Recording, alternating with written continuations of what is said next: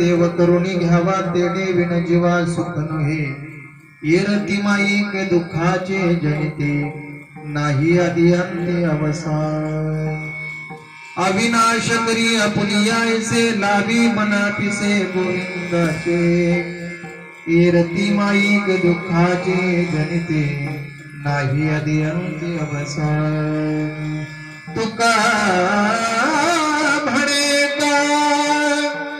मरणेची सरे उत्तम जीवरे कीर्ती मागे येरती माई के दुःखाचे जनिते नाही आदि अंती अवसानी विठाल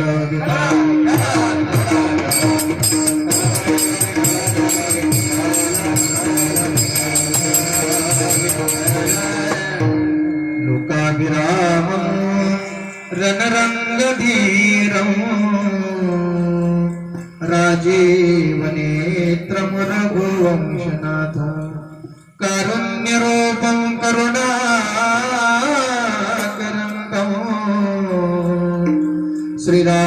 श्रीरामचन्द्रं शरणं प्रपदे नमो विठ्ठला राजया पांडुरंगा नमो रुक्मिणी माऊली ज्ञानगंगा नमो पुंडलिका नमो चंद्रभागा नमस्कार माझा रुक्मिणी पांडुरंगा पांडुरंगा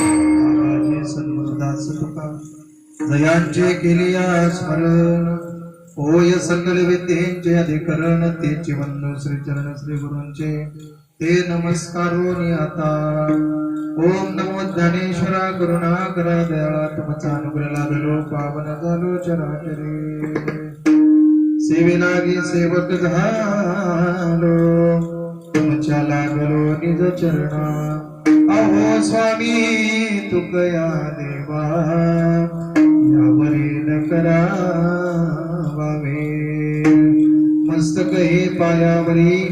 मस्तक हे पायावरी यावर करी संतांच्या विठला विठला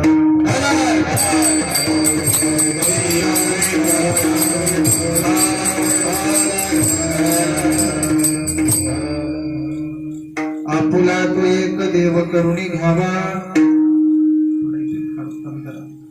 तेने विण जीवा सुख नहे येरती माईक दुःखाचे जनते नाही आधी अंती अवसान. प्रस्तुत प्राप्त प्रसंगी प्राप्त स्थळी कीर्तन रूपी सेवेकरता निवडलेला अभंग यज्ञयावत मानवी जीवनाच्या कल्याणार्थ अवतीर्ण झालेले थोर साधू वैराग्याचे मुकुटमणी अखिल वारकरी संप्रदायाचे कळस असणारे श्रीमंत श्री जगद्गुरु तुकाराम महाराज यांचा 4 चरणाचा गोड असा चिंतनीय अभंग आजच्या या कीर्तन रूपी सेवेकरता निवडला. विठ्ठल विठ्ठल.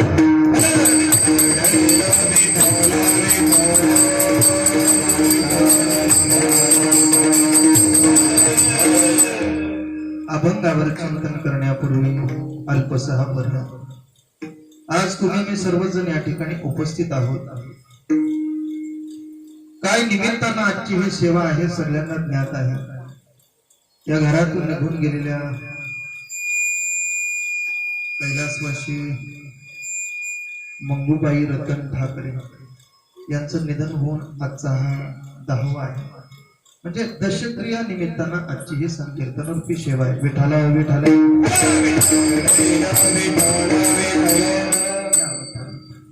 इफेक्ट काढून टाका, सरळ आवाज ठेवा. हॅलो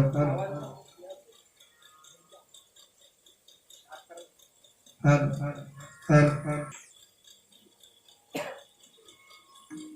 या आईच्या दशक्रिये निमित्तानं आजची ही संकीर्तन रूपी सेवा, त्यांचा हा परिवार, त्यांचा कुटुंब, त्यांची मुलं हनुमान दादा, नरेंद्र दादा आणि प्रदीप दादा अशी 3 मुलं आहेत आणि 2 मुली वैशाली ताई, वैजयंती ताई आणि सर्व हा ठाकरे परिवार. तसेच 4 काका ना, 4 काका. हा सर्व मोठा असलेला हा ठाकरे परिवार यांच्यामधून आज आईचं जाणं झालेलं आहे. यह लोकाचा यात्रा संपून परलोकामध्ये निघून गेलेली आई आज पूर्णतः 10 दिवस होत आहेत. त्यांना चांगली सद्गती मिळण्याकरता किंबहुना आपण त्यांच्या उपकारातून उपकृत होण्याकरता त्यांच्या कुटुंबियांनी केलेला हा छोटासा प्रयत्न आहे. विठाला विठाला.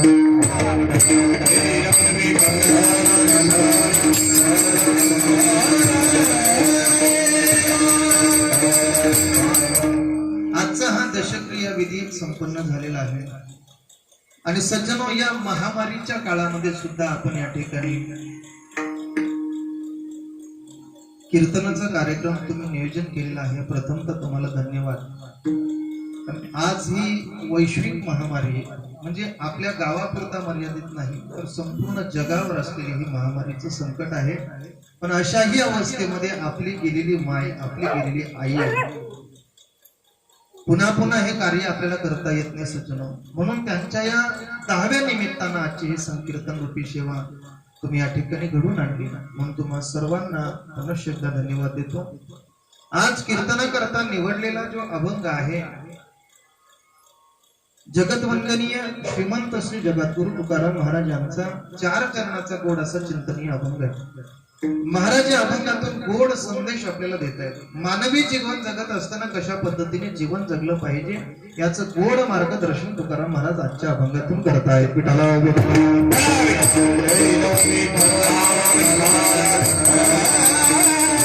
मला वाटतं या अभंगातून आपल्याला 2 मुद्द्यांचा महत्वाचा विचार करायचा आहे. 2 शब्दांचा विचार आपल्याला मांडायचा आहे. पहिल्या चरणामध्ये पहिला शब्द येतो तो सुख शब्द आलेला आहे आणि अभंगाच्या शेवटच्या चरणामध्ये मरण हा शब्द आलेला आहे. मानवी जीवन जगत असताना प्रत्येक जीवाला एकच वाटतं. मग मुंगीपासून ब्रह्मदेवाला प्रत्येकाला यह लोकामध्ये काय वाटतं की मला सुख मिळालं पाहिजे आणि त्याच्या करता सर्वजण धडपड करत असतात. सुखाची साधना काय आहे तुकाराम महाराज पहिल्या चरणात सांगतायत आणि ही साधना करत असताना परमात्म्याचं चिंतन करत असताना शेवटची स्थिती काय होते याचं ही गोड चिंतन तुकाराम महाराज मांडतायत. विठाला विठाला.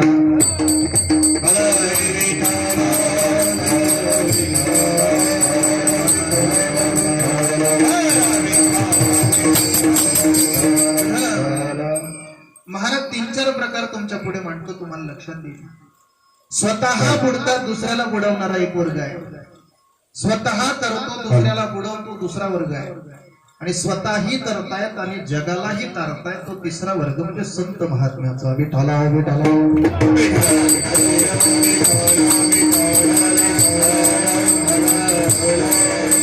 स्वतःही बुडला जातो आणि समाजाला सुद्धा बुडवण्याचं काम करतो. एक वर्ग समाजामध्ये आपल्याला पाहायला मिळतो. म्हणजे माझंही कल्याण नाही झालं तरी चालेल, पण जगाचं सुद्धा कल्याण होऊ नये. बरोबर ना? असा एक वर्ग समाजामध्ये आहे. माझं कल्याण झालं पाहिजे पण जगाचं कल्याण होऊ नये याच्याकरताही एक समाज काय करत असतो, प्रयत्न करत असतो. आपण नेहमी म्हणत असतो माझी पिढी पेटली पाहिजे, दुसऱ्याची दाढी जळाली तरी चालेल. विठाला विठाला. आणि तिसरा वर्ग असा आहे महाराज, दयाळू वर्ग आहे. स्वतःही तरतायत आणि समाजाला सुद्धा तरतायत. महाराज प्रत्येकाला सुखाची अपेक्षा आहे ना, मग ते सुख आम्हाला मिळालेलं आहे. ते सुख देण्याकरता जगामध्ये ही संत वर्ग निघतायत. हे पुरुषार्थ सिद्धी चौथी घेऊन या पुल्या हाती, निघाला भक्ती पंथे जगा देत. महाराज हा मोक्षाचा मार्ग संत मंडळीने घेतला आणि जगाला वाटण्याकरता निघाले. विठाला विठाला.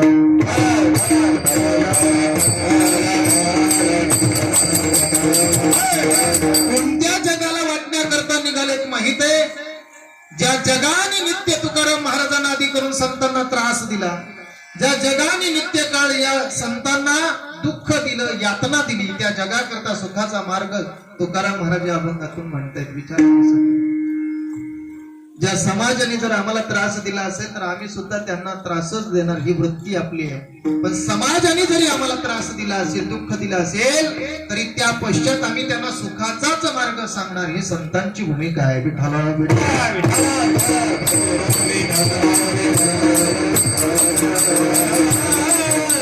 अनेक उदाहरणं देता येतील महाराज. माऊलींना समाजाने एवढा त्रास दिला, पण त्याही माऊलींनी या विश्वाकरता, या विश्वाच्या कल्याणाकरता आपल्या श्री गुरूंपुढे जे मागणं मागितलं ना, अतिशय गोड मागितलं महाराज. जे खळांची व्यंकटे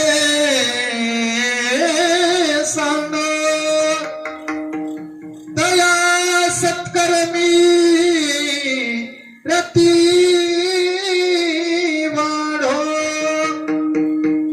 ही भूमिका जर कोणाची असेल संतांची महाराज, प्रत्येकाच्या ठिकाणी आनंदाचा वर्षाव होऊ दे अशी मागणी मागणारा पसायदान आहे सज्जन. ज्या माऊलींना चतकुर भाकर दिली नाही त्या माऊलीने विश्वाकरता कल्याणाची मागणी मागितली. विठाला विठाला.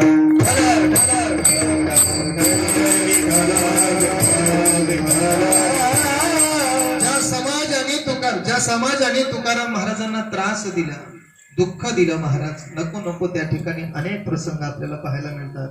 पण अशाही अवस्थेमध्ये जगाच्या कल्याणाचा मार्ग सांगणारे तुकाराम महाराज आहे. तुकाराम महाराज नेहमी आळंद देहूमध्ये असताना मंदिरामध्ये दर्शन करायचे, प्रदक्षिणा करायचे. पण त्या प्रदक्षिणा मार्गावर मंबाजीबाने काट्या टाकल्या महाराज. काय टाकल्या? काट्या टाकल्या. नेहमीप्रमाणे तुकाराम महाराज दर्शन करता गेले, परमात्म्याचं दर्शन केलं आणि बाहेर निघाले प्रदक्षिणा करण्याकरता. प्रदक्षिणेच्या वाटेवर काट्या दिसल्या महाराज. काट्याने काट्या भरलेल्या अशा काट्या दिसल्या आणि तुकाराम महाराजांनी विचार केला, मला भरतील यात नवल नाही, पण या येणाऱ्या समाजाला सुद्धा त्यात रुचल्या जातील. म्हणून तुकाराम महाराजांनी त्या काट्या बाजूला केल्या.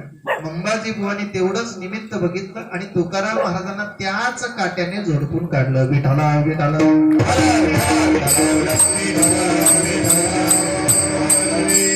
जो नित्यकाल तुकाराम महाराजांच्या कीर्तनात बसणारा व्यक्ती, नित्य तुकाराम महाराजांचं कीर्तन श्रवण करणारा व्यक्ती मंबाजी बुवा, पण त्या मंबाजी बुवानी ते निमित्त, ते औचित्य साधलं आणि तुकाराम महाराजांना काट्याने मारलं. महाराज तुकाराम महाराज मंबाजी बुवाच्या घरी गेले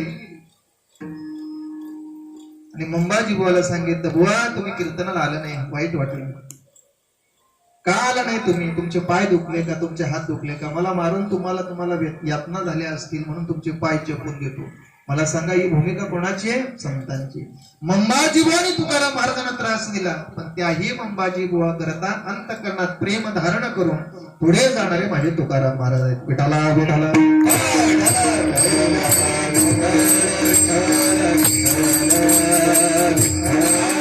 आयुष्यातला एक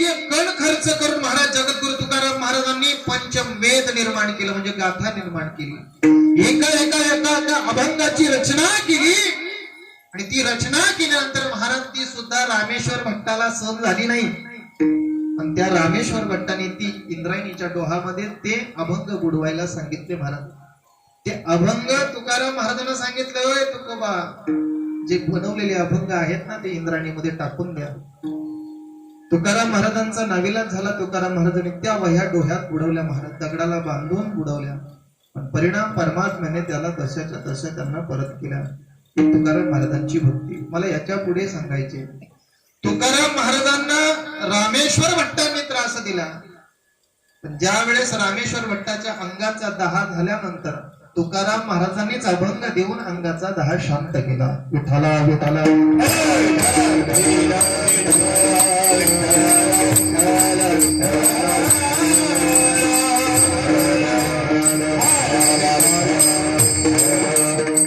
कितीतरी उदाहरणं देता येतील महाराज. ज्या समाजाने तुकाराम महाराजांना हिणावलं, ज्या तुकाराम महाराजांना समाजाने यातना दिल्या, ज्या समाजाने तुकाराम महाराजांना दुःख दिलं, त्याच समाजाकरता सुखाचं साधन जगद्गुरु तुकोबा या अभंगातून म्हणतायत. हे विशेष आहे. विठाला विठाला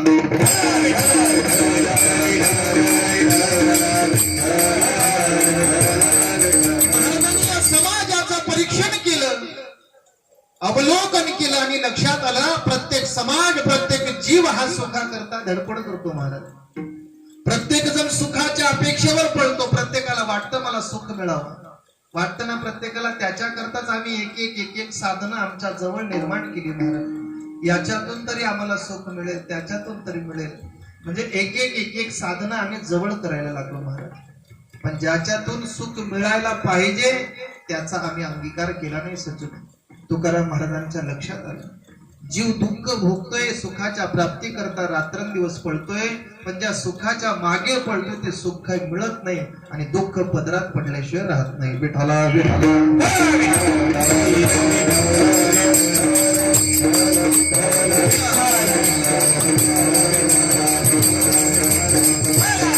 महाराज, या जीवाने सुखाची अपेक्षा घेतली, जे सुख पाहिजे आहे ना ते मिळवण्याकरता ज्या बाजारात चाललाय ना तो बाजारच दुःखाचा आहे महाराज. मला सांगा, ज्या बाजारात सुख मिळणारच नाही त्या बाजारात जर सुखाचा शोध घेतला तर मिळेल का आम्हाला? तो बाजार कसला आहे? तो बाजार दुःखाचा आहे. आणि त्या बाजारात जर आम्ही सुखाची जर अपेक्षा करत असेल तर महाराज सांगतात त्यातून आम्हाला सुख मिळणार नाही. कारण हा बाजार कसा आहे, महाराज सांगतात याचं मूळच दुःखाचं आहे. मूळ संसार दुःख मूळ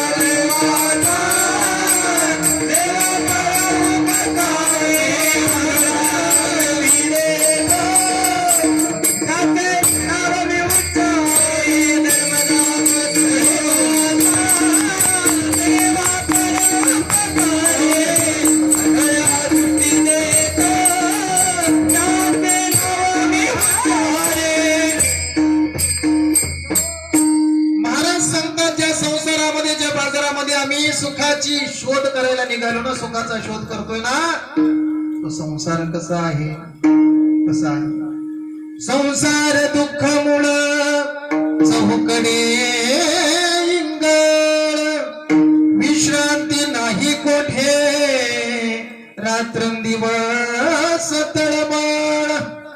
रात्रंदिवस तळमळ चालले महाराज सुखा करता, पण कुठे शोधतोय? दुःख रूप संसारामध्ये. मिळेल का? मृत्यूलोकी सुखाची कहाणी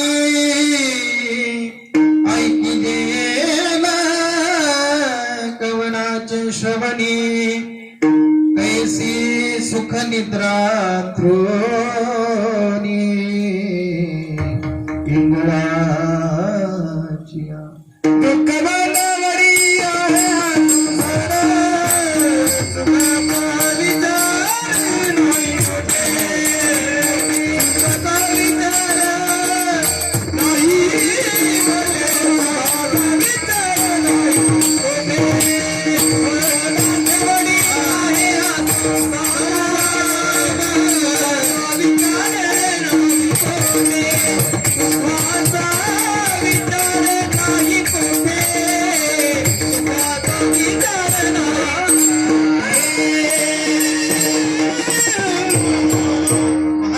सुख विचार नाही कुठे सुख विचार नाही काय मिळणार आहे त्याच्यामध्ये? माऊलींनी मगाशी मी ओळी सांगितले तुमच्याकडे, कैसे सुख निद्रा अंथरुणी इंगळाचिया. मला सांगा, एखाद्याने सुखाची अपेक्षा केली, मला सुखाने झोप लागावी एवढ्या करता चुलीतले निखारे काढले, महाराज इंगळ काढले चांगले खैराची इंगळ, बरं का इंगळ काढतात ना, इंगळ काढले आणि त्याची शय्या तयार केली आणि त्यांनी सांगितलं आता मी याच्यावर झोपतो, मला सुखाने झोप लागेल. सुखाने झोप लागेल का कायमच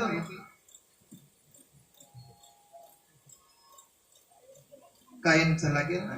महाराज सांगा ना, या निखाऱ्यावर सुखाची जर कोण अपेक्षा करत असेल तर सुख नाही मिळू शकत सज्जनो. मग जिथे सुख मिळतं ना तिथे गेलं पाहिजे. आम्हाला वाटतं आमच्या घरामध्ये गादी आणली की आम्हाला त्या गादीवर शांत झोप लागेल, पण किती महाराज 4-4 इंचाच्या गाद्या 10-10 इंचाच्या गाद्या आम्ही पाहतो, पण नाही सुखाने झोप लागत. आम्हाला वाटतं तिथे साधना आमच्या जवळ आम्ही अंगीकारली नाही की त्याच्यातून सुख मिळणार आहे, पण महाराज ज्याच्यामध्ये धडपड करतो ना आम्हाला त्याच्यातून सुख मिळू शकत नाही. विठाला विठाला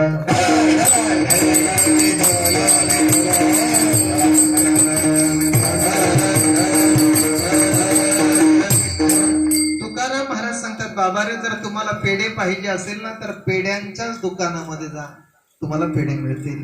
पण जोड्यांच्या दुकानात जाऊन तुम्ही जर त्याला पैसे कितीही देऊ केले तरी जोडेवाला तुम्हाला पेढे नाही देऊ शकत आणि पेढेवाला तुम्हाला जोडे देऊ शकत नाही. मग जे जिथं मिळतंय ना ते तिथंच आम्ही गेलो पाहिजे, तेव्हा ती अपेक्षित वस्तू आम्हाला मिळणार आहे. बरोबर आहे ना? आम्हाला जर पेढे पाहिजे असेल तर आम्ही पेढ्यांच्या दुकानात गेलो पाहिजे, मग तिथे आम्हाला पाहिजे त्या क्वालिटीचे पेढे आम्हाला मिळू शकतात.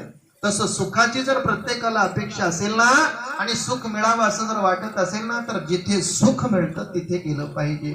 आणि सुखाचा पत्ता संतांना माहित आहे आणि संत तुम्हाला सुखाचा पत्ता देतात. बाबा रे, या मृत्यू लोकांमध्ये जर तुम्हाला सुख पाहिजे असेल, प्रत्येकाला समाधान मिळावं असं जर वाटत असेल तर तुम्ही मी सांगतो ते करा. काय करायचं? तुकाराम महाराज अभंगाच्या पहिल्या चरणात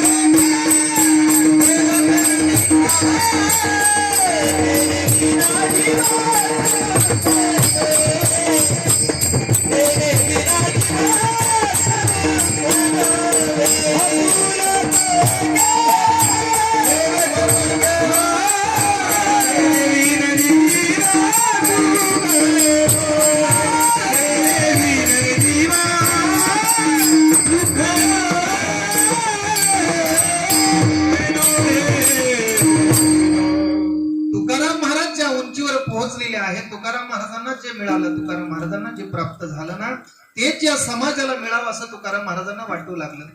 हा समाज यातना भोगताय, दुःख भोगताय ना, या समाजाकरता आम्ही सुखाची अपेक्षा जर धरणारे जे लोक असतील ना यांच्याकरता सुखाचा मार्ग यांच्या पुढे मांडला पाहिजे. तुकाराम महाराज सांगतात, बाबा रे, तुम्हाला सुख पाहिजे असेल ना तर परमात्म्याला आपुलासा करा, परमात्म्याची प्राप्ती करून घ्या. परमात्म्याशिवाय तुम्हाला सुख मिळू शकत नाही. तेने विना जीवा सुख नाही, त्याच्याशिवाय सुखाची प्राप्तीच होऊ शकत नाही महाराज. परमात्मा व्यतिरिक्त सुख आम्हाला कुठे मिळणार? कुठल्याच बाजारामध्ये सुख मिळू शकत नाही. फक्त आणि फक्त परमात्म्याच्या ठिकाणी सुख आहे. आपण नेहमी म्हणत असतो ना, एखाद्या घरातलं काम अडलं ना, बरीच माणसं त्या ठिकाणी जाऊन प्रयत्न करतात, भरपूर प्रयत्न करतात, पण शेवटी एखादा माणूस येतो आणि सांगतो, अरे हे सगळं बाजूला व्हा आणि त्याला बोलवा जा, त्याला बोलून घेऊन या, त्याच्याशिवाय हे काम कुणाला. म्हणजे बाकीची माणसं धडपड करतील, सगळे प्रयत्न करतील, पण कुणालाही जमणार नाही. त्याला घेऊन या म्हणजे तोच हे काम करू शकतो, अन्य कोणी करू शकत नाही. आपण सहज म्हणतो ना, व्यावहारिक जीवन जगत असताना हे शब्द निघतात की नाही आपल्या सहज मुखातून. महाराज सांगतात तसंच आहे. बाकीच्यांच्या पाठीमागे जर तुम्ही लागाल तर तुम्हाला ते सुख मिळणारच नाही, पण परमात्म्यापर्यंत जर पोहोचला तर निश्चित तुम्हाला सुख मिळेल. तेने विना जीवा सुख नोहे. आम्हाला वाटतं ना महाराज, सुखाची साधना आम्ही जवळ केली, आम्हाला वाटतं आम्हाला घर मिळालं म्हणजे सुख मिळालं. मला सांगा, मोठे मोठे बंगले बांधले, पण किती त्या बंगल्यामध्ये लोक सुखी आहेत? बोला, आहेत? आहेत? नाही ना. महाराज झोपडीमध्ये शबरी माता जेवढी सुखी होती, आजचा 10-10 माळ्याच्या ज्यांच्या बिल्डिंग आहेत, महाराज गोळ्या खाऊन झोपावं लागतं. पिठाला पिठाला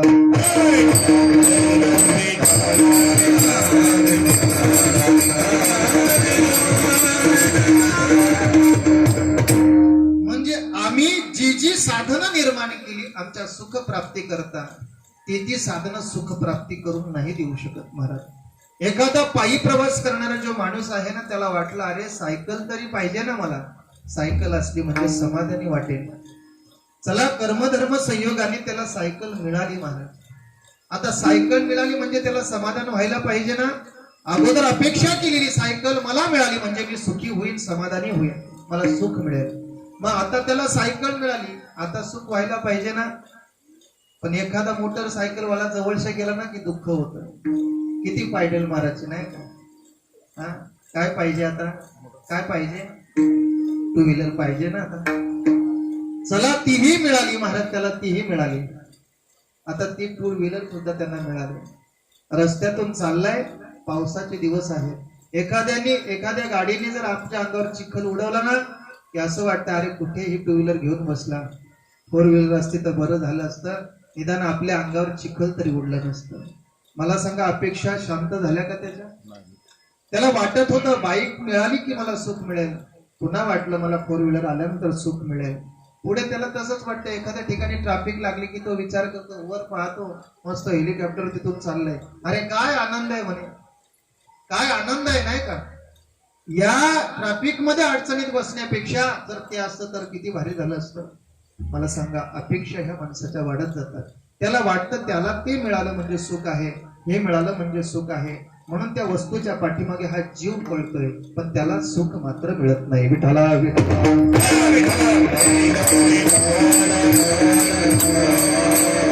एखादी 70-75 वर्षाची म्हातारी आजी डोक्याला हात लावून बसलेली असते. आपण विचार ना, आई कशा करता डोक्याला हात लावला? म्हणे, काही नाही रे दादा, माझ्या मुलाचं लग्न झालं ना की मी सुखी. चला, लगेच 2-4 महिन्यानंतर मुलाचं लग्न होतं, पुन्हा डोक्याला हात लावून बसलंय. काही वर्षांनी काही माणसं भेटली, आजी मागच्या वर्षी 30 वर्षी तुम्ही पाहिलं, तुम्ही डोक्याला हात लावून बसले, मुलाचं लग्न झालं नाही का?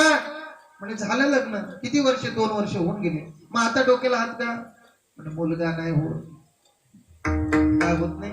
लेकरू होत नाही. एक लेकरू झालं की बरं होईल, म्हणजे आम्ही सुखी समाधानी हो. चला, कर्मधर्म संयोगाने मुलगाही झाला.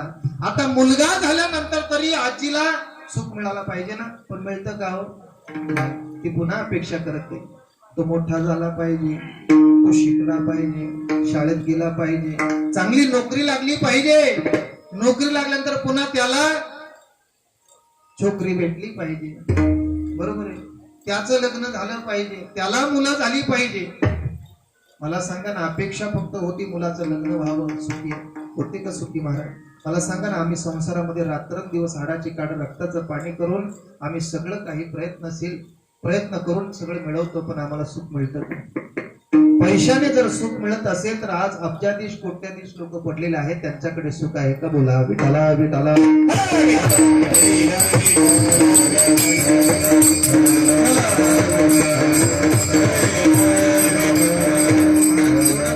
माणूस शांत झोपतो ना, तेवढी श्रीमंत माणसं नाही शांत झोपत महाराज.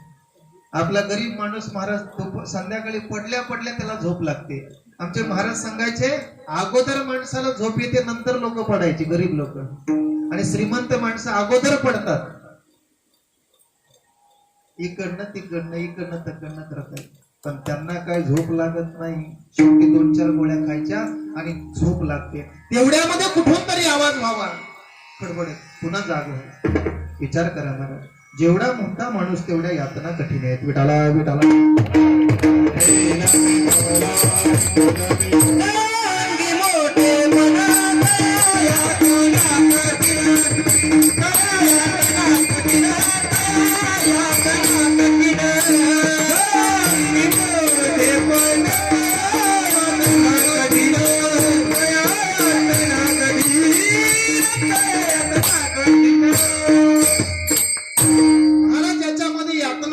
संसारामध्ये, पण त्याच्यामध्येच आम्ही शोधत बसलेलो आहोत. म्हणून तुकाराम महाराज आम्हाला सुखाचा मार्ग सांगतायत.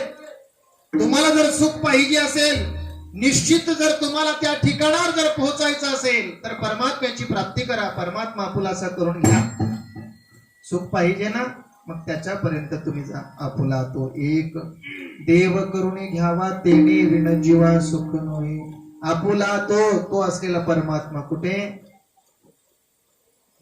वैकुंठात असलेला परमात्मा. आणि तो हा म्हणजे चंद्रभागेच्या तीरावर उभा असलेला, विटेवर उभा असलेला पांडुरंग परमात्मा, तोच हा परमात्मा आहे. आणि त्याच परमात्म्याला आपण आपुलासा करायचा.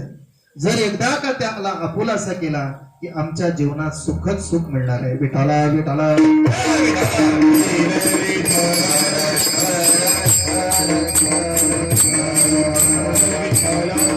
परमात्मा सुखरूप असल्यामुळे आम्हाला तो सुख प्रदान करू शकतो महाराज. बाकीची वस्तू आहेत ना, ती दुःखालाच प्राप्त करून देणारी आहेत. म्हणून त्यांच्याकडनं अपेक्षा सुद्धा करू नका की हे आम्हाला सुख देतील. जे सुखरूप आहेत ना, तिथपर्यंत जाण्याचा प्रयत्न करा. त्या परमात्म्याला आपुलासा करून घ्या सज्जनो. अनेक देवता सांगितलेले, पण जो परमात्मा आम्हाला सुख देऊ शकतो त्यालाच आपण आपुलासा केला पाहिजे. सर्व शक्तिमान जो आहे त्यालाच आपुलासा करा, जो आपले दुःख निवृत्त करू शकतो. विठाला विठाला. देवता अनेक आपण सांगितलेले आहेत. काही झालेले देव, काही केलेले देव आहेत, काही मानलेले देव, बरोबर ना. काही केलेले देव असतात महाराज. एखाद्याने शेंदूर लावला एखाद्या दगडीला की माणसं तिथे जाऊन काय करतायत? नमस्कार करतात महाराज, पाया पडतात ना. मग दुसऱ्या दिवशी दुसरा जातो, त्याला शेंदूर लावतो. पण आता शेंदूर लावलाय ना, ते हात चिकट झालेत शेंद्राने. मग आता काय करतो? तेच हात दुसऱ्या दगडाला पुसतो. तो काय करतो? दुसऱ्या दगडाला पुसले गेले की पहिलाही रंगवलेला दगड असतो, मग दुसरा माणूस येतो, तो त्याही दगडावर पाय डोकं ठेवतो आणि याही दगडाला काय करतो? नमस्कार करतो. हे केलेले देव असतात बरं का. काही कालांतराने दुसरा येतो, तो विचार करतो, अरे देवाला किती मळकटलेले आहेत ते. मग तोही शेंदूर लावतो. पुन्हा आपल्या हात तिसऱ्या दगडाला लावतो. पुन्हा त्याला रंगवलं जातं. असा करता करता करता करता अनेक दगड त्या ठिकाणी रंगवले जातात. माणसं तिथे नमस्कार करतात.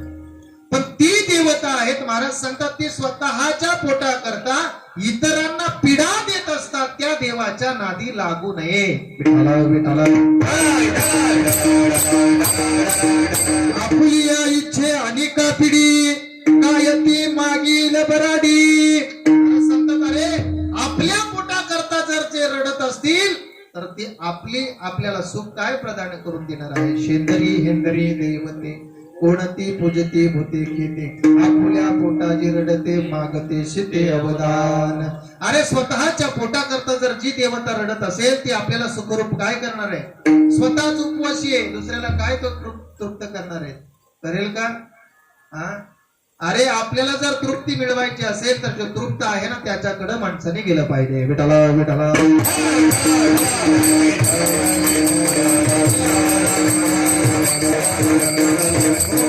देवही अतृप्त आहे आणि आम्हीही अतृप्त आहोत. सांगा ना, अतृप्त माणूस अतृप्तकडे गेल्यानंतर तो तृप्त होईल का?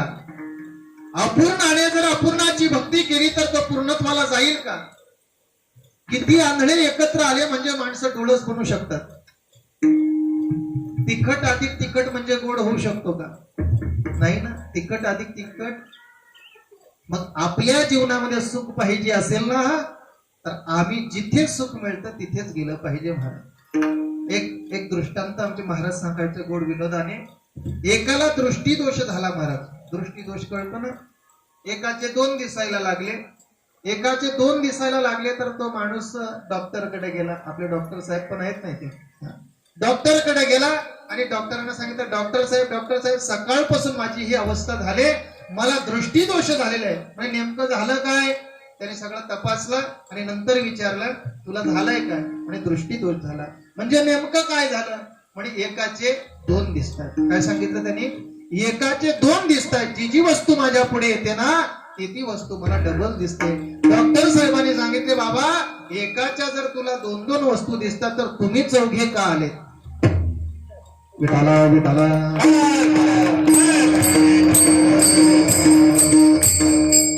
कळलं असेल तर धन्यवाद. अरे ज्याला रोग झालेला आहे त्या रोग्याला एकाचे 2 दिसत होते, पण जो तपासणार डॉक्टर होता त्याला किती?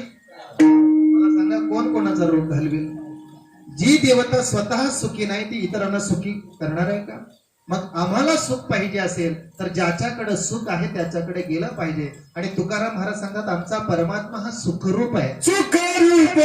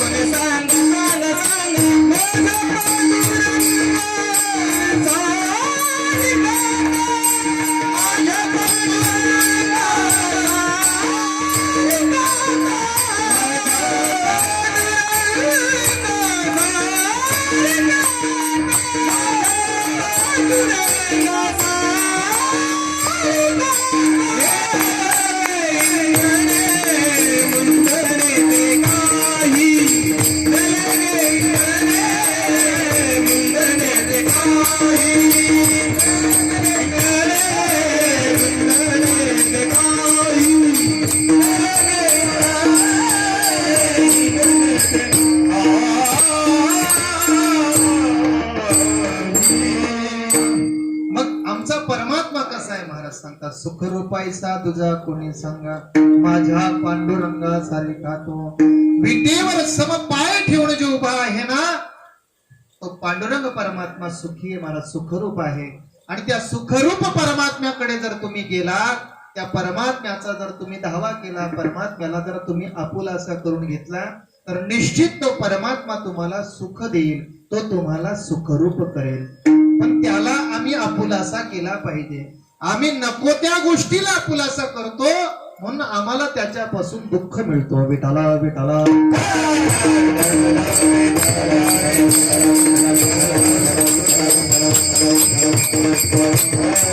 शक्तिमान असलेल्या परमात्म्याचा अंगीकार आम्ही केला पाहिजे. त्याला आपुलासा करा.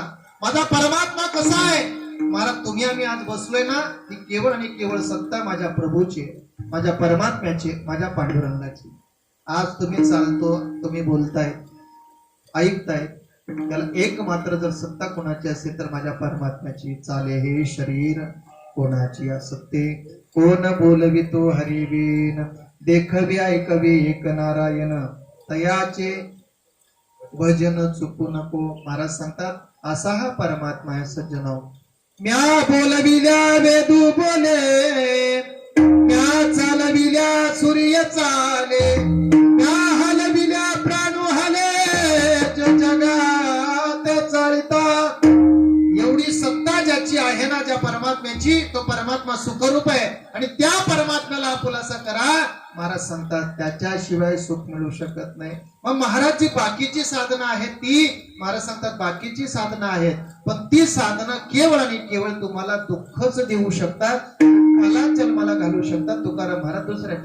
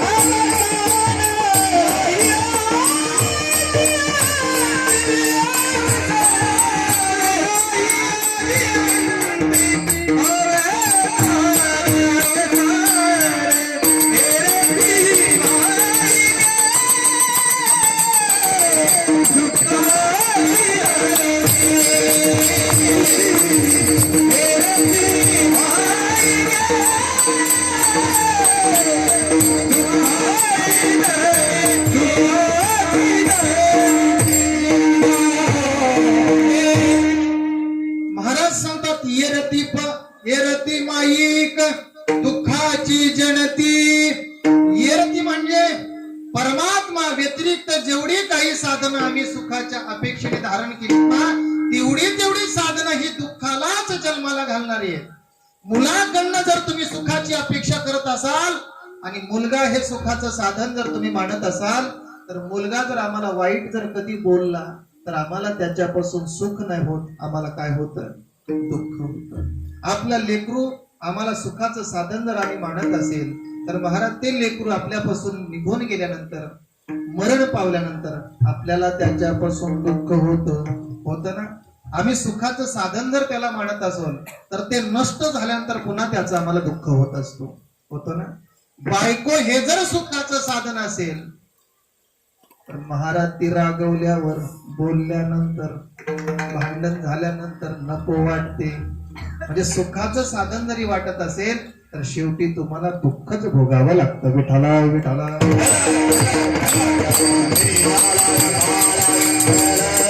म्हणजे सगळीच महाराज जेवढी काही या विश्वामध्ये तुम्ही साधनं निवडली असेल सुखाची, तेवढी सगळी साधनं ही दुःखाला जन्माला घालणारी आहेत महाराज. सुखाला जन्माला घालणारी कोणीही साधनं नाही. फक्त सुख तिथेच मिळतो जिथे भगवंत आहे आणि परमात्माच आम्हाला सुख देऊ शकतो. म्हणून महाराजांनी शब्द वापरला, येरती माईक दुःखाची जनिती, नाही आदिअंती अवसान. म्हणजे सुरुवातीलाही ती दुःखच देत आहेत आणि अंती म्हणजे शेवटी सुद्धा त्याच्यापासून आम्हाला काय मिळतं, दुःखच मिळतं. मला सांगा ना महाराज, आज आपल्या घरात जी साधनं आहे ती साधनं पूर्वी होती का? नव्हती ना महाराज. पण मला वाटतंय आतापेक्षा पूर्वीची माणसं समाधानी जीवन जगत होती. बरोबर ना? पूर्वी शर्ट महाराज एखादा चांगला कोणाकडे असायचा गल्लीत, कुणाला पाहुणा जायचं असेल ना तर तो अगोदर त्याला बुक करायचा, उद्या मला जायचंय बरं, तुझा शर्ट त्याला मला दे. बरोबर ना? ही परिस्थिती अनेकांनी अनुभवली असेल महाराज. मग त्याच्याकडे जायचा तो शर्ट आपण घालायचा आणि कुठेतरी पाहुणा निघून जायचा. गल्लीत एखादा चांगला शर्ट असायचा महाराज. खायला नसायचं, लोक आनंदी असायचे महाराज. आज सगळं काही आहे, आम्ही सगळं काही मिळवलं, पण आज आमचं जीवन दुःखी आहे महाराज. आज कितीतरी समाज आम्ही बघतो ना, किती सगळं काही, सगळ्या गोष्टी आहेत महाराज. मुलं आहेत, पत्नी आहे, घरदार आहे, बंगला आहे, गाडी आहे, सगळं आहे, आम्हाला सगळं आहे. पण आमच्या घरात एक गोष्टीची उणीव आहे. कोणती? सुख नाही. आणि संतांकडे यातलं काहीच नव्हतं, पण त्यांच्याकडे भरपूर होतं, ते सुख. विठाला विठाला. त्यांच्याकडे यातली कुठलीही वस्तू नव्हती महाराज, तरी संत सुखी, संत समाधानी होते. आमच्याकडे सगळ्या वस्तू आहेत, सगळ्या गोष्टी प्राप्त आहेत आम्हाला, पण आम्ही दुःखरूप आहे का? तर ज्याच्यापासून जे मिळणार आहे ते आम्ही मिळवलंच नाही, आणि ज्याच्यापासून ते मिळणार आहे ते संतांनी मिळवलं. सुखाचा पत्ता संतांना माहित झाला, म्हणून संतांनी सुख कुठे आहे पाहिलं, आणि सुख परमात्म्याकडे आहे म्हणून त्यांनी आपुलासा त्याला करून घेतला. आणि तुकाराम महाराज सुद्धा आम्हाला सांगतायत, आपुला तो एक देव करुणी घ्यावा, तेने विण जीवा सुख नोहे. हेरती माईक दुःखाची जणती, नाही आदी अंती अवसानी. एक वेळ मोठ्या प्रेमाने पांडुरंगाचं भजन करायचे, हाताने टाळी आणि मुखाने चिंतन.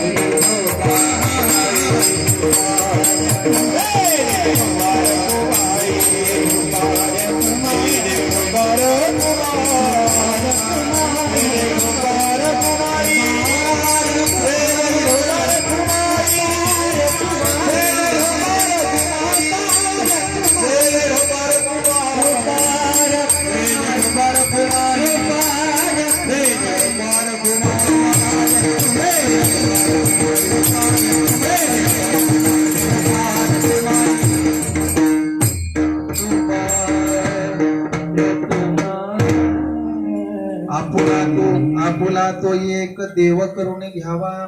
अनेक देवाच्या पाठीमागे न लागता एक परमात्मा आपुलासा करायचा आहे, आणि तोच परमात्मा आम्हाला सुख देऊ शकतो. अनेक दुकानदारांकडे जर आम्ही सामान भरत असेल तर आम्हाला कोणी उधार देत नाही महाराज, देईल का? पण एकच दुकानदाराकडे जर आम्ही गेलो, नेहमी गेलो आणि खिच्यात पैसा जरी नसला तरी तो माणूस आम्हाला सगळा माल उधार देऊ शकतो. त्याला माहित आहे हा आपला गिराईक आहे. तसा एक परमात्मा आपुलासा करा, निश्चित तो परमात्मा आम्हाला सुख प्रदान करेल. बाकीच्या सगळ्या गोष्टी दुःखाला कारणीभूत आहे. म्हणून महाराज सांगतात, एरती माईक दुःखाची जणती, नाही आदी अंती अवसानी. मग परमात्मा आपुलासा केला ना की एक गोष्ट आणखीन करायची. काय करायची? आपल्या मनाला त्याचं पिसं लागलं पाहिजे. तिसऱ्या चरणामध्ये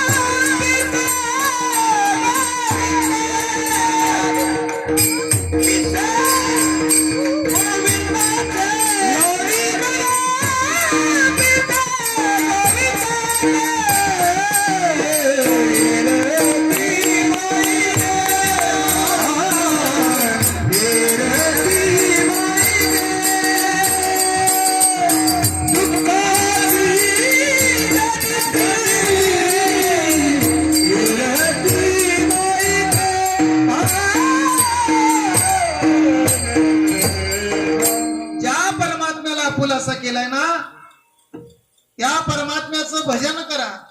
आणि एकदा का त्याचं भजन केलं की तो परमात्मा आपल्याला काय करतो, आपल्यासारखं करून ठेवतो. पण त्याच्यासाठी आम्हाला त्याचं पिसं लागलं पाहिजे. पिसं म्हणजे दुसरी पिसं नाही बरं का, पिसं म्हणजे वेड. विठाला विठाला देवाचं वेड लागलं पाहिजे, देवाचा छंद लागला पाहिजे. त्या छंदामध्ये माणसं पागल झाली पाहिजे महाराज. मुलांना करता, बायको करता, घरा करता, संसारा करता वेडी होणारी माणसं खूप बघितली, पण देवा करता वेडा होणारा माणूस नाही आम्ही बघितलं महाराज. संतांशिवाय कोणी वेडी नाही झाली महाराज. संत देवा करता वेडे झाले, आम्ही संसारा करता वेडी झाणारे माणसं आहोत. विचार करा सज्जन. संत देवा करता वेडे झाले, आम्ही संसारा करता वेडे झालो महाराज. ज्या दिवशी आम्ही देवा करता वेडे होणार त्या दिवशी देव सुद्धा आपल्या करता वेडा होतो. विठाला विठाला.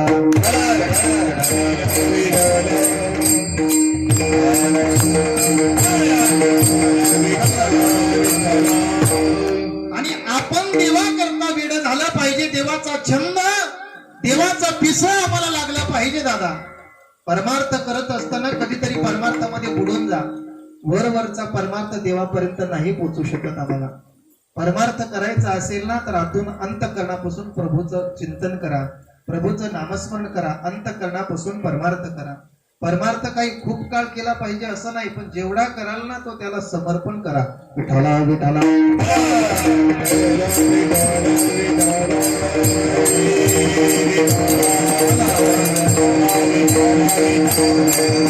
एखादा मुलगा एखाद्या मुलीवर प्रेम करत असेल तर तिच्या करता तो वेडा होतो. आपण म्हणतो ना वेडा झाला. मग नश्वर देहा करता प्रयत्न करणारा माणूस जर एवढा वेडा होत असेल तर आम्ही शाश्वत परमात्म्या करता किती वेडे झालो पाहिजे महाराज, किती वेडे झालो पाहिजे. पण आम्ही होत नाही ही आमची शोकांकित आहे. विठाला विठाला. संत जनाबाई देवा करता वेड्या झाल्या महाराज. संत मीराबाई देवा करता वेड्या झाल्या. संत तुकाराम महाराज देवा करता वेड्या झाले. संत कबीरदास महाराज देवा करता वेडे झाले. संत अनेक संतांची आपल्याला भूमिका पुढे मांडता येईल महाराज. प्रत्येक संत हे देवा करता वेडे झाले म्हणून देव त्यांच्या करता वेडा होऊन देव त्यांच्याकडे काम करू लागला महाराज. विठाला विठाला.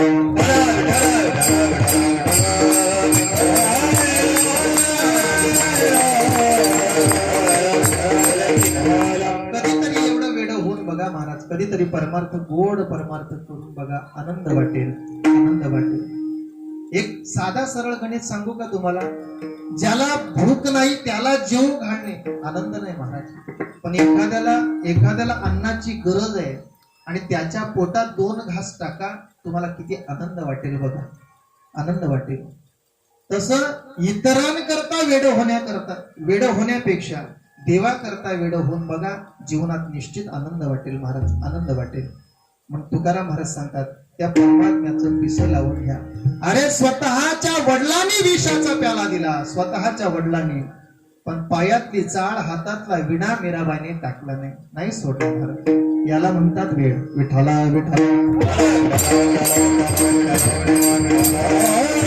विष का प्याला राजाजीने भेजा. विषाचा प्याला स्वतःच्या बापाने पाठवला. हे मीरा, या समाजामध्ये तू आता नाचते, उपवर झालेली आहे, तुझं लग्न करायचंय.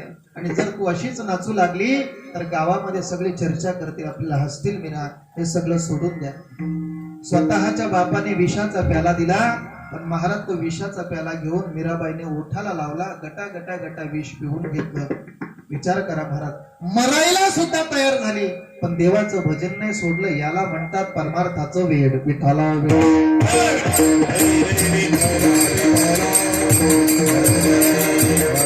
आणखी वेड म्हणजे काय महाराज? आपल्या जीवनामध्ये तुकाराम महाराज प्रसंग सांगतो. असो ऐसा कोठे आठवची नाही, तेहीच विदेई भोगुदशा. ही अवस्था जेव्हा आमच्या जीवनात प्राप्त होईल ना, त्या दिवशी खऱ्या अर्थाने समजायचं आम्हाला देवाचं वेड लागलंय. कधीतरी आम्ही काम करताना आम्ही विसरून जावं आणि परमार्थाच्या प्रेमामध्ये रंगून जावं. ही अवस्था ज्यावेळेस आम्हाला प्राप्त होईल ना, त्या दिवशी समजायचं आम्हाला प्रभूचं वेड लागलंय. कधीतरी आम्हाला याचा विसर पडला पाहिजे. परमार्थ करत असताना त्याला देहभान अर्पून आपण जीवन जगलं पाहिजे. विठाला विठाला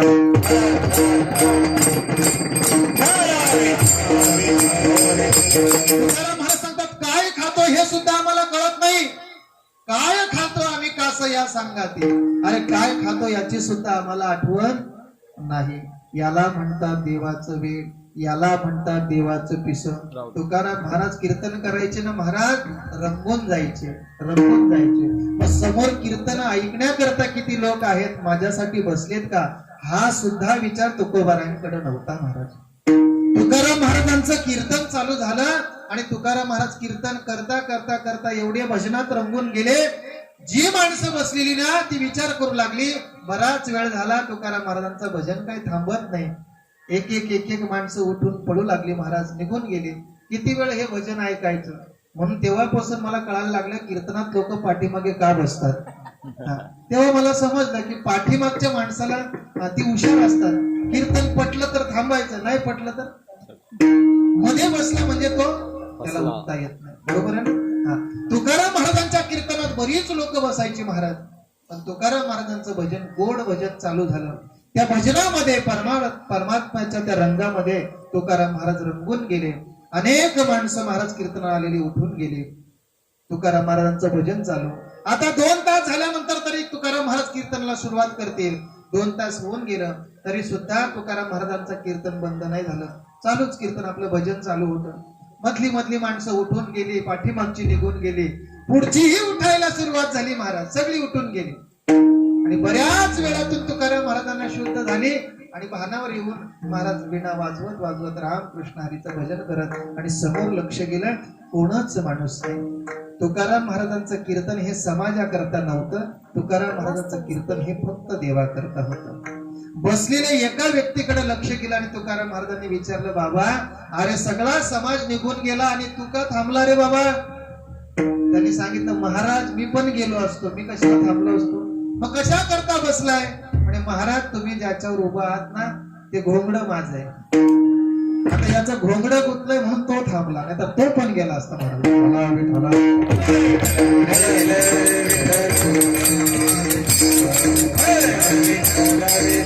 तुकाराम महाराजांचं कीर्तन हे समाजाकरता नव्हतंच महाराज, स्वतःच्या आत्मानंदा होतं, प्रभू करता होतं. आणि तुकाराम महाराज त्याच्यात रंगून जायचे. म्हणून तुकाराम महाराज सांगतात, बाबा रे देवाचं पिस लावा, देवाचं वेळ लावा, देवाचा छंद आपल्याला लागला पाहिजे. एकदा का देवाचा छंद आपल्याला लागला ना की परमात्मा त्याला आपल्यासारखा करतो. अविनाश करी या पुलियाईशे लाभे मना पिसे गोविंदाचे. मग महाराज एकदा का तो अविनाशी झाला का तो मरतच नाही का. महाराज सांगतात मरतो ना, पण त्याची अवस्था कशी होते शेवटच्या चरणामध्ये सांगतात. तुकाने का मरण्याची सोय, तुकाने का मरण्याची सोय, तुकाने ऐका मरण्याची सोय, मरण्याची सोय, मरण्याची सोय.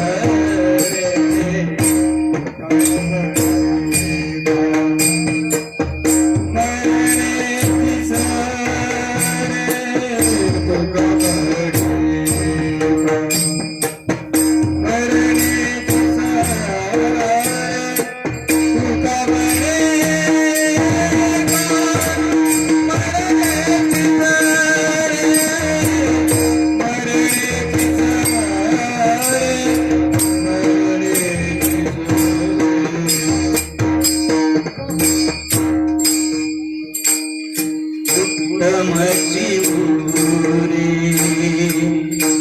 कीर्ती मागे उत्तमची उरे कीर्ती मागे कीर्ती मागे दुःखाची जगी कीर्ती मागे दुःखाची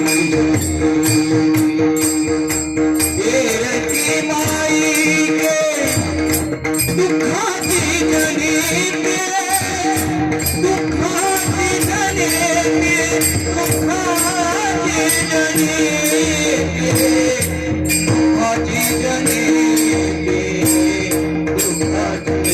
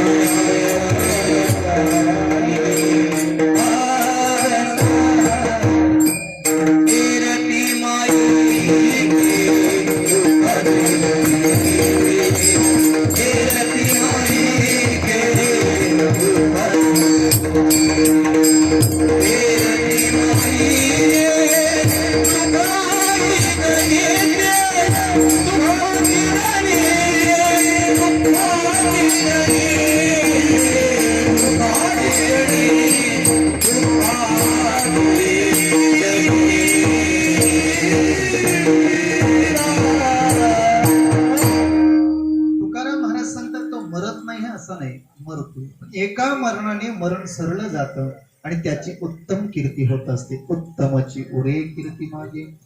कान्नोपात्र मरण पावली नाही, गेली नसत, परमात्म्याच्या ज्योतीमध्ये विलीन झाली पण आजही त्या कान्होपात्रेचं नाव कुठेतरी निघतं ना. आम्ही प्रेमाने आदराने तिचं नामचिंतन करतो ना. कारण का त्यांच्या जीवनात त्यांची उत्तम कीर्ती राहिली. चोखोबाराय, नामदेव महाराज आदी करून संत आहेत, शूरवीर आहेत महाराज, यांची नावं निघतायत. छत्रपती शिवाजी महाराज म्हटलं की जय आमच्या मुखाला येतो. म्हणजेच आमच्या जीवनामध्ये त्यांनी उत्तम रीतीने जीवन जगलं आणि त्यांची उत्तम कीर्ती शिल्लक राहिली. मरायचं सगळ्यांनाच आहे, पण मरत असताना कसं मेलं पाहिजे याचं गोड चिंतन तुकाराम महाराज सांगतायत. जीवनामध्ये चालत असताना अशा पद्धतीने चाला की ज्या रस्त्याने तुम्ही जाल ना त्या रस्त्यातल्या माणसाने तुम्हाला जयहारी केलं पाहिजे. बसत असताना अशा ठिकाणी बसा की तुमच्या अवतीभोवती लहान थोरांनी येऊन बसलं पाहिजे. आणि जगाचा निरोप घेत असताना जगाचा निरोप असा घ्या की ज्या दिवशी या जगातून तुम्ही निघून जाल ना, ही गोष्ट दुसऱ्याच्या कानावर पडल्यानंतर त्यांच्या डोळ्यामध्ये आपल्या करता 2 तरी अश्रू आले पाहिजे. एवढं उत्तम जीवन जगा महाराज, एवढं उत्तम जीवन जगा. आणि जगता जगता उत्तम मरण सुद्धा आलं पाहिजे. त्याचीच कीर्ती या समाजामध्ये होत असते. उत्तम चिवरे कीर्ती मागे. काही माणसं जाऊ नये असं वाटतं आणि काही माणसं राहूच नाही असं वाटतं ना. पण चांगली माणसं नेहमी आपलं कार्य संपलं की निघत असतात. सज्जनो, असा 4 चरणाचा गोड चिंतनीय अभंग तुमच्या पुढे ठेवण्याचा प्रयत्न केलेला आहे. सुख कशाने मिळतं याचं साधन तुकाराम महाराज या अभंगातून सांगतायत. आम्ही काय केलं पाहिजे म्हणजे सुख आम्हाला मिळेल याचं गोड चिंतन तुकोबाराय या अभंगातून मांडतायत. एक 5 मिनिटं घेतो आणि सेवा उरकतो. बरं, कंटाळा आला असेल तर सांगा बरं का, आपण उरकू. आज ज्यांच्या निमित्तानं आजची ही सेवा आहे त्या कैलासवासी मंगूबाई रतन ठाकरे यांचं निधन होऊन आजचा हा 10वा आहे. दशक्रियाविधी आपल्या धर्मग्रंथानुसार पिंडदान समर्पण केलं जातं, त्यांच्या अस्थि विसर्जन केलं जातं. आज दशक्रिया दशपिंड पूर्ण झालेले आहेत आपलं. उद्या 11वा 12वा 13वा संपन्न झाला की हे घर मोकळं होईल, महाराज रिकाम होईल. आज या घरातून निघून गेलेल्या ज्या माऊली आहेत, जी आई आहे ना, 3 लेकरं आहेत आणि 2 मुली. 5 लेकरं या आईने सांभाळली. बाबा कधी गेले मला माहित नाही, किती वर्ष झाली माहित नाही, 21 पण जाऊन बरीच वर्ष झाली. 21 वर्ष झाली. सज्जन विचार करा, बाबा जाऊन 21 वर्ष झालेले आहेत आणि आज आई जात आहे. 21 वर्ष या लेकरांना कसं सांभाळलं असेल विचार करा. आजची परिस्थिती चांगली आहे, पण पूर्वीचा काळ कसा होता माहिती आहे सगळ्यांना महाराज. त्या काळामध्ये पुरेसं अन्न सुद्धा मिळत नव्हतं, पण तरी देखील आपल्या लेकरांना त्यांनी सांभाळलं. त्या 3-5 लेकरांचं संगोपन करत असताना या माऊलीने हे जीवन यात्रा 10 दिवसापूर्वी संपवली. परमात्म्यामध्ये त्या विलीन झालेल्या आहेत. सज्जन, वडील गेल्यानंतर जे दुःख तर तुमच्यावर होतच होतं, तुम्ही लहान असाल, पण आज ज्या माऊलीने आपल्याला लहानाचं मोठं केलं, जिने सांभाळलं आम्हाला, कुठल्याही गोष्टीची कमतरता तिने ठेवली नाही आणि आम्हाला मोठं केलं, ती आज आई सुद्धा आपल्या घरातून निघून गेली. विशेष आणखीन एक गोष्ट सांगू महाराज, एका मुलीचा पती गेल्यानंतर सुद्धा त्यांचा सुद्धा सांभाळ तिने केला. वडील तर गेलेच गेले, पण मुलीचा पती गेल्यानंतर सुद्धा त्यांना आधार देण्याचं काम आईने केलं. बरोबर ना? ताई इथेच होती ना? अपंग आहेत. अपंग असताना महाराज सुद्धा या ठिकाणी आपल्या ताईला सांगितलं, चिंता करू नको, मी आहे तुझ्या पाठीशी. म्हणजेच ध्येय देण्याचं, म्हणजे त्यांच्या पाठीवर हात ठेवला आणि त्या मुलीला सांगितलं, काही चिंता करू नको, आम्ही आहे ना, तोपर्यंत काही चिंता करायची नाही. विचार करा, ही माऊली आहे, ही आई आहे. आपल्या जीवनामध्ये जी अत्यंत प्रेम वाटत असते ना मुलांकरता, ती आई आहे. सज्जन, आत्ती या घरातून निघून गेलेली आहे. अतिशय दुःख आहे या घरामध्ये, पण शेवटी म्हणतात ना, आले देवाजीच्या मना तेथे कोणाचे चालेना. आई गेली म्हणजे हे दुःख सगळ्यांनाच आहे सज्जन, त्यांच्या लेकरांना आहे. पण विचार करा सज्जन, आज लहानाचं मोठं करत असताना यातना भोगून ह्या सगळ्या गोष्टी तुम्हाला जिथे पाहिजे तिथे सगळ्यांना येथेचे शिक्षण दिलं. तिनही लेकरांना महाराज उच्च शिक्षित केलं आणि चांगलं जीवन त्यांना कसं जगावं हे शिक्षण सुद्धा दिलं महाराज. असं करत असताना आपली शेवटची यात्रा, शेवटची प्राणज्योत आपल्या या मातीमध्ये तिने मिळवून टाकली. विचार करा महाराज, आज हे 3 लेकरं आहेत, 2 मुली आहेत, यांचा संसार सुखाने चालत असताना आज 2 मुली जेव्हा बाहेर पडतात ना, घराच्या सासरी असतात ना, आणि तिला जर विसावा घ्यावा जर असं जर वाटत असेल ना, तर तिला विसावाचं स्थान फक्त बाहेर असतं. बाकीच्या बऱ्याच ठिकाणी ती फिरत असते, पण त्या ठिकाणी तिला समाधान मिळत नाही. पण जिथं तिची माय आहे ना, जिथं तिची आई आहे ना, तिथं त्या लेकीला आल्यानंतर तिला विसावा वाटतो. आल्यानंतर जीवनातलं सगळं दुःख ती विसरून जाते. पाठीवरून एकदा का आईचा हात मायाचा फिरला की आपल्या जीवनातलं सगळं दुःख ती त्या ठिकाणी विसरते. बस माझ्या आईचा हात फिरला ना, बस झालं. आई ती आई असते सज्जनो. बाकीची माणसं तुमच्यावर किती प्रेम करतात मला माहित नाही, पण जी प्रेम करतायत ना ती स्वार्थापोटी करतायत. पण एकच तत्व असं आहे की ते निस्वार्थ प्रेम करतं तुमच्यावर, ती आईच आहे. आपल्या जीवनामध्ये कुठल्याही प्रकारची अपेक्षा न बाळगता जी आपल्या लेकरावर प्रेम करते ना, तिचं नाव आई आहे. मला सांगा ना, तुम्हाला लहानाचं मोठं केलं, आजपर्यंत तुमच्याकडे कधी काय मागितलं तिने? काहीच मागितलं नसेल. फक्त देवाकडे प्रार्थना करत असेल की जी माझी लेकरं आहेत ना, ती लहानाची मोठी होऊ दे, सुखा समाधानाने नांदू दे, येणारे त्यांच्यावर येणारे दुःख मला दे, आणि ते दुःख मला पेलण्याची ताकद प्रभू तू मला दे. हेच देवाकडे ती प्रार्थना करत असेल सज्जन. पण आपल्या लेकरांवर दुःख येऊ नये एवढ्या करता देवाकडे प्रार्थना करते ती माय सज्जन. आज हे 5 पोरं पोरगी करून ती आई गेली, बापाचं छत्र कधीच गेलं. विचार करा महाराज, ज्यावेळेस लेकराला जन्माला घालत असताना जर त्या लेकराचा जन्म होत नसेल तर वीदभर पोट फाडून जन्माला घालण्याची ताकद सुद्धा आईत आहे. ते करत असते आपल्या लेकरा करता. आज आपण आई करता जर एखादा ग्लास पाण्याचा घेऊन गेलो आणि तो जर तिच्या हातातून पडलो तर आईवर रागावतो. आई तुला कळत नाही का, मी हाताने तुला पाणी आणलं आणि तू सांडलं. दुसऱ्या वेळा आम्ही पुन्हा तो ग्लास उचलतो, आईकडे देतो, पण आई थरथर त्या हाताने तो पुन्हा ग्लास पडला जातो.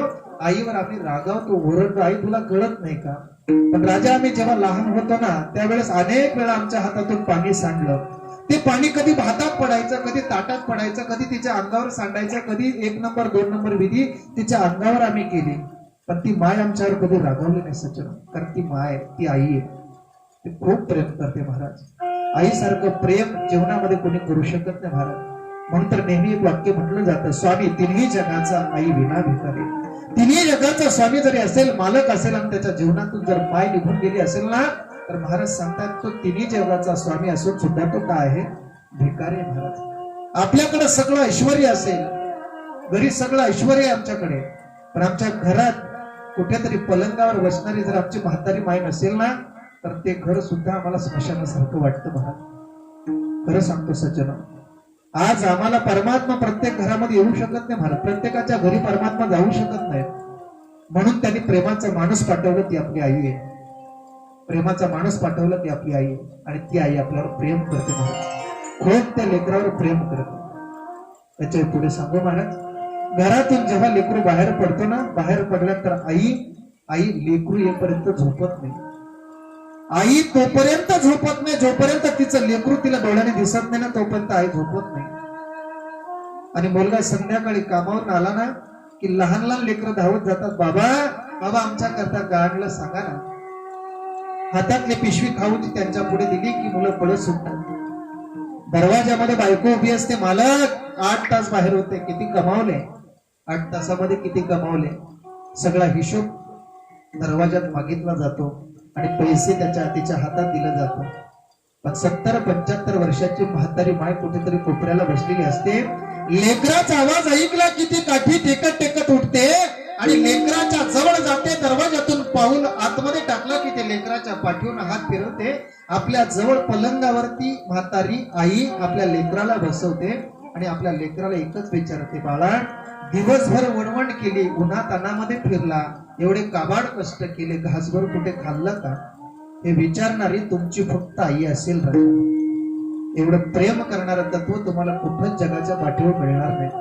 निस्वार्थ प्रेम करणारं तत्व फक्त जगात एकच आहे. पण बाकीच्या लोकांच्या पाया पडण्यापेक्षा मी एकच सांगेन सज्जन, अनेक लोकांच्या चरणावर नतमस्तक होण्यापेक्षा आपल्या माय बापांच्या चरणावर नतमस्तक व्हा. देवाच्या चरणावर डोकं टेकण्यापेक्षा आपले 2 मायबाप आहेत ना, त्यांच्या चरणावर डोकं ठेवा. मी एक गोष्ट सांगेन सज्जन, परमात्म्याची भक्ती करून परमात्मा मिळेल की नाही सांगता येत नाही. देवाची भक्ती करून तुम्हाला देव मिळेल की नाही सांगता येत नाही. पण 101% सांगतो, 101% खात्री देऊन सांगतो, परमात्म्याची भक्ती करून तुम्हाला परमात्मा मिळेल की नाही सांगता येत नाही. आई वडिलांची सेवा करून 101% तुम्हाला देव भेटल्याशिवाय राहणार नाही.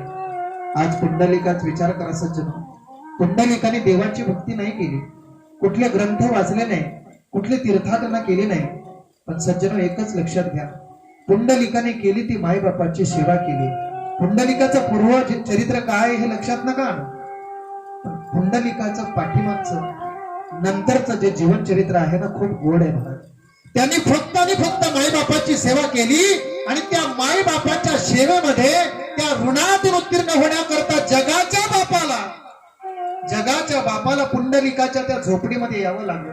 पुंडलिका, अरे मी आलोय. कोण आहात तुम्ही? मी जगाचा बाप, मी देव आहे, मी प्रभू आहे. परमात्मा सांगतोय पुंडलिकाला. पुंडलिकाने फक्त पाठीमागे मान वळून बघितली, जवळ असलेली वीट घेतली, पाठीमागे भिरकावलीने सांगितलं, देव असशील ना इथे उभा राहा. माझ्या वडिलांची सेवा झाली, आईची सेवा झाली की मी तुमच्याकडे बघतो. आज जगाच्या बापाला विटेवर उभा राहायला जी ताकद आहे ना ती आली कशाने? तर मायबापाच्या सेवेत. आपल्या जीवनात सुद्धा आई वडिलांची सेवा करा सज्जन. आज तुमच्याकडनं दोन्हीही छत्र हरवले गेले, आईचं हे छत्र आणि वडिलांचं सुद्धा छत्र हरवलं गेलं. सज्जन, हे प्रेम देणारं तत्व आहे सज्जन, हे माया लावणारं, आम्हाला जवळ घेणारं, छातीला कुरवडणारं. आपल्या जीवनातले जेवढे अपराध आहेत ना तेवढे माफ करणारे एकमेव कोणतं जर कोणतं असेल तर ते आईचं कोर्ट आहे, आईचं हृदय. महाराज सगळ्या चुकांवर पांघरून घालते लेकरांवर. येणारे सगळे दुःख आहेत ना ते आपल्यावर झोकून देते आणि लेकराला आपल्या पदराखाली ठेवते, त्याला आनंद देते. ती माय सज्जन. ज्या दिवशी आपल्या जीवनातली माय जाईल ना, 2 मुली आहेत मी तुम्हाला सांगेन सज्जन, ज्या दिवशी तुमच्या जीवनातली माय जाते ना त्या दिवशी आपल्या जीवनातली हक्काची चप्पल सोडायची जागा आपली निघून गेलेली असते. आई असते तोपर्यंत आम्ही हक्काने आपल्या आईच्या घरी जात असतो. पण ज्या दिवशी आपली माय निघून जाते ना त्या दिवशी त्या मुलीची हक्काची जागा निघलेला असते, गेलेला असतो. विचार करा महाराज, एवढं प्रेम आपल्या जीवनात कोणीही देऊ शकत नाही जी माय देते, नाही देऊ शकत महाराज. विचार करा महाराज, आज आपल्याकडे जे जे चाललंय ना, आज पाहतो महाराज, आज आम्ही नको त्याला मानायला लागलोय सज्जन, मानायला लागलोय. आणि ज्याची खरी पूजा करायची ना ती दैवत आमची कुठेतरी पडलेली दिसतात आम्हाला. विचार करा ना, आजचा समाज हा मायबापाला न मानणारा समाज आहे. ज्या महाराष्ट्र भूमीमध्ये, या भारत भूमीमध्ये जिथे श्रावण बाळाची कथा सांगितली जाते, ज्या भारत वर्षामध्ये ज्या पुंडलिकाची कथा सांगितली जाते, त्याच भारतवर्षामध्ये आम्हाला अनेक ठिकाणी वृद्धाश्रम पाहायला मिळतात सज्जनो. ही आमची शोकांतिका.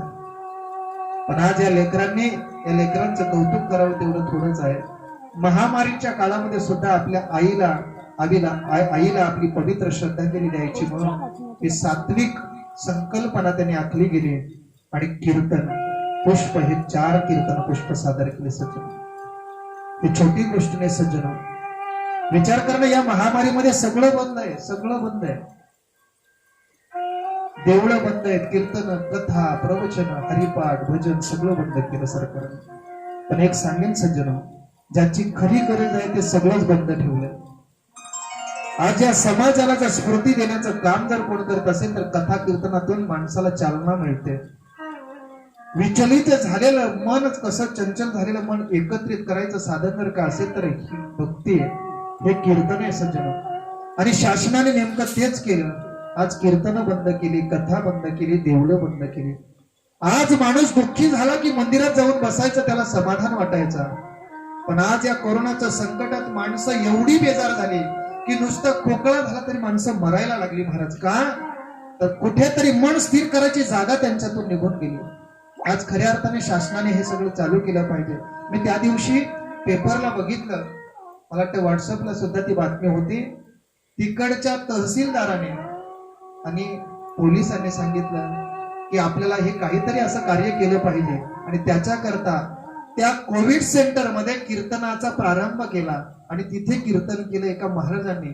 त्या कीर्तनाच्या माध्यमातून अनेक रुग्णांना 10 हत्तीचं बळ आलं आणि अनेक रुग्ण तिथून बरे होऊन घरी गेले महाराज.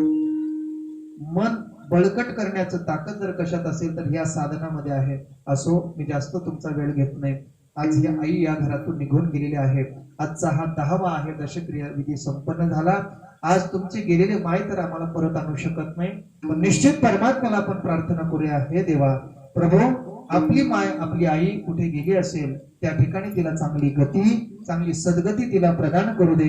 हीच देवाकडे प्रार्थना करूया आणि या ठिकाणी झालेली सेवा परमात्म्याच्या चरणी समर्पण करून या ठिकाणी थांबण्याचा प्रयत्न करतो. ज्ञानेश्वर माऊली ज्ञानेश्वर